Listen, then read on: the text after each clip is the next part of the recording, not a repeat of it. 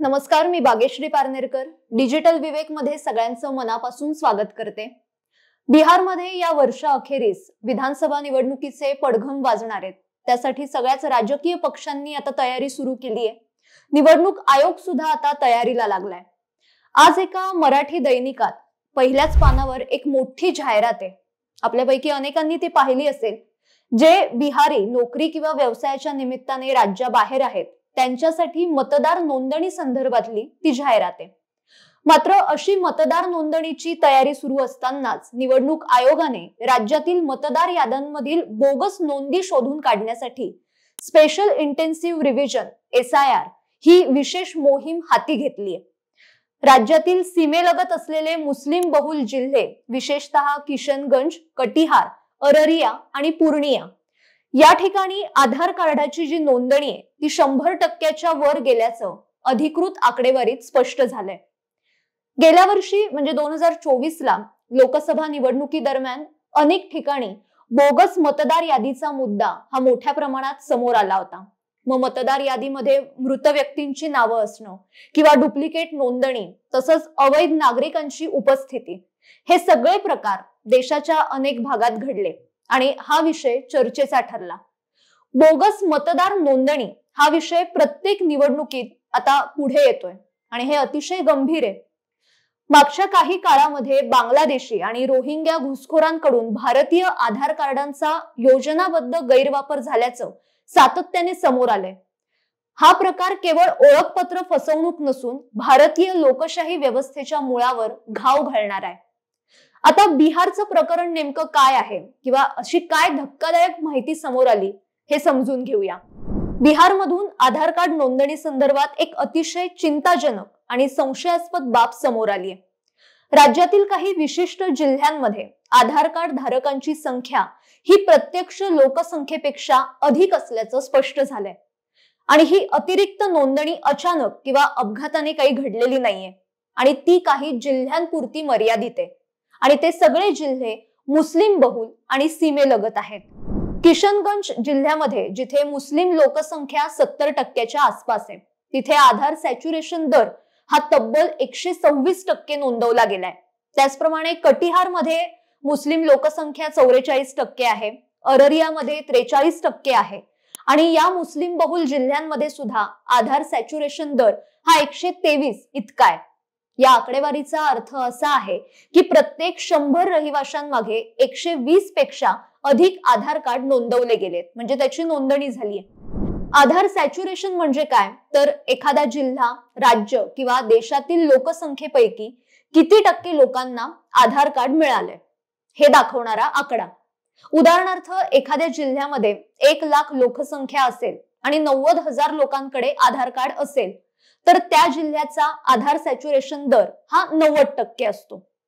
आता आधीच्या जिल्ह्यांची बिहारमधले आपण जी आकडेवारी पाहिली त्यातून काही महत्त्वाचे प्रश्न समोर येतात। कोणत्याही जिल्ह्याची आधार नोंदणी ही तिथल्या एकूण लोकसंख्येपेक्षा अधिक कशी काय असू शकते? ही अधिकची नोंदणी आली कुठून? अधिकची नोंदणी का आणि कशासाठी केली गेली? जर आपण या जिल्ह्यांचा भौगोलिक स्थितीवर लक्ष दिलं किंवा भौगोलिक स्थिती पाहिली तर एक महत्त्वाचं निरीक्षण समोर येतं। हे सगळे जिल्हे जे आहेत ते तथाकथित सीमांचल भागात मोडतात, म्हणजेच नेपाळ आणि बांगलादेशच्या सीमेच्या अगदी जवळ आहेत। किशनगंज हा बिहारमधला एकमेव जिल्हा आहे की जिथे मुस्लिम लोकसंख्या ही 70% पर्यंत पोहोचली आणि हे अधिकृत आकडेवारीवर आधारित आहे। स्वातंत्र्यानंतर किशनगंज मध्ये हिंदू बहुसंख्य होते, मात्र गेल्या काही दशकांमध्ये परिस्थिती झपाट्याने बदलली आणि हे फक्त किशनगंज मध्येच नाही तर भारतातल्या अनेक राज्यांमध्ये ही परिस्थिती पाहायला मिळते। आज हिंदू लोकसंख्या 3ऱ्या भागापेक्षा सुद्धा किशनगंज मध्ये कमी आहे। किशनगंज हे पश्चिम बंगालच्या सीमेवर स्थित असलेला एक जिल्हा आहे आणि बांगलादेशच्या सीमेच्या अगदी जवळ आहे। त्यामुळे या भागात सातत्याने बांगलादेशी नागरिक यांना पकडलं जातं किंवा रोहिंगे मुस्लिम सुद्धा इथे मोठ्या प्रमाणावर आढळतात। गेल्या महिन्यातच तिथून 9 बांगलादेशी लोकांना अटक करण्यात आली। 2017 मध्ये बांगलादेश भारत सीमेवर एक बोगदा सापडला होता आणि हा बोगदा बांगलादेशकडून भारतात घुसण्यासाठी खोदण्यात आला होता। ज्यामध्ये काटेरी तारांखाली तब्बल 80 मीटर अंतर हे भूमिगत खोदण्यात आलं होतं। यामागचा उद्देश स्पष्ट होता की बांगलादेशी घुसखोरांना भारतात सोप्या मार्गाने प्रवेश मिळावा। याशिवाय या जिल्ह्यांमध्ये बनावट आधार कार्ड, पॅन कार्ड यासारखी कागदपत्र तयार करणाऱ्या टोळ्या सुद्धा आहेत। म्हणजे या टोळ्यांना मधून अटक होते अशा बातम्या सुद्धा आपण वाचतो। आता यामागची राजकीय पार्श्वभूमी जर पाहिली तर एक महत्त्वाची गोष्ट लक्षात येते। किशनगंज आणि कटिहार सारख्या जिल्ह्यांचे लोकप्रतिनिधी जे आहेत ते विरोधी पक्षांचे खासदार आहेत आणि ते मुस्लिम समाजाचे आहेत। 2019-20 मध्ये जेव्हा केंद्र सरकारने नागरिकत्व सुधारणा कायदा CAA आणि राष्ट्रीय नागरिक नोंदणी NRC याची घोषणा केली तेव्हा सीमांचलातील किशनगंज हा भाग सर्वाधिक आक्रमक विरोधाचा केंद्रबिंदू ठरला होता। इस्लामी संघटना आणि डाव्या विचारसरणीच्या गटांनी एकत्र येत हम कागज नहीं दिखाएंगे म्हणजे आम्ही कागद दाखवणार नाही हे आंदोलन त्यावेळी राबवलं होतं। आणि आता बिहार विधानसभा निवडणुकीच्या पार्श्वभूमीवर निवडणूक आयोग एक विशेष मोहीम राबवतंय। त्यातही हे लोक आडकाठी करतायत। मोहिमेअंतर्गत मतदार नोंदणीसाठी काही मूलभूत कागदपत्र जसं की जन्म प्रमाणपत्र किंवा मालमत्ता आणि जमीन दस्तऐवज, रहिवासी प्रमाणपत्र सादर करण्याची मागणी केली। मात्र या साध्या आणि कायदेशीर पडताळणीला सुद्धा तिथले लोक विरोध करताय। ही कागदपत्र आम्ही दाखवणार नाही अशी त्यांनी भूमिका घेतली। या मुद्द्यावरून RJD, काँग्रेस आणि इतर विरोधी पक्षांनी मुस्लिम समाजाला भडकवण्याचा प्रयत्न केलाय। 9 जुलैला आता बिहार बंदची घोषणा सुद्धा करण्यात आली होती, ज्यामध्ये राहुल गांधी आणि तेजस्वी यादव यांच्या नेतृत्वाखाली बिहार राज्यात चक्का जाम करण्यात आला होता।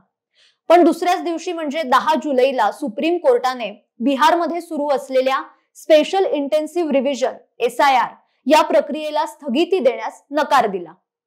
आता ही आकडेवारी केवळ आकड्यांची विसंगती नाहीये, तर भारतात चालणाऱ्या योजनाबद्ध घुसखोरीचं आणि वोट बँक इंजिनिअरिंगचं एक धोकादायक संकेत आहे। आजच्या भागात इथेच थांबते, पण याविषयी तुम्हाला काय वाटतंय ते कमेंट्स मध्ये नक्की कळवा। आणि बिहार निवडणुकी संदर्भातले अपडेट्स आम्ही सातत्याने तुमच्यापर्यंत पोहोचवत राहूच।